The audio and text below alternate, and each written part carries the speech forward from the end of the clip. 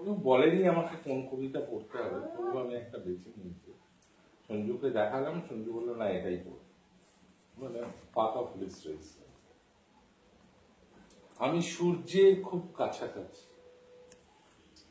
এটা লিখেছিলাম এই বছরেই 20শে বৈশাখ 1422 কলকাতায় ফিরে আসার পর বাইরে।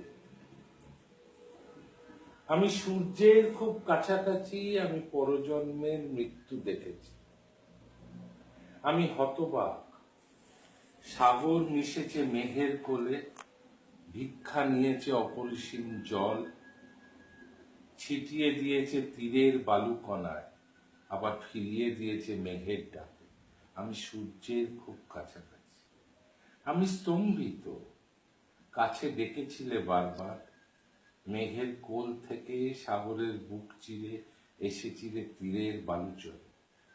যেতে পারিনি, শত চেষ্টায়ও যেতে পারিনি। এ কোনো মিথ্যে নয়, নয় কোনো অজুহাত, শত চেষ্টায়ও দেখতে পাইনি তোমায় সেদিন। আমি সূর্যের খুব কাছাকাছি। আমি বিস্মিত, আমি লজ্জিত তোমার অবস্থানে। আজ সেই ভালোবাসা জলপ্রপাতের মতো চূর্ণ, মিশে গেছে হিমশীতল কঠিন বরফে। এসেছিলে নৌকো করে সেই বরফের খোঁজে, ফেরেনি আজও তোমার মৃত্যুহীন প্রাণ। আমি সূর্যের খুব কাছাকাছি। প্রয়োজনে আমি ধ্বংসাত্মক, আমি বিদ্রোহী, আমি মানি না কোনো অজুহাত। সূর্যের বলে বলিয়ান আমি ভালোবাসাকে করেছি তুচ্ছ।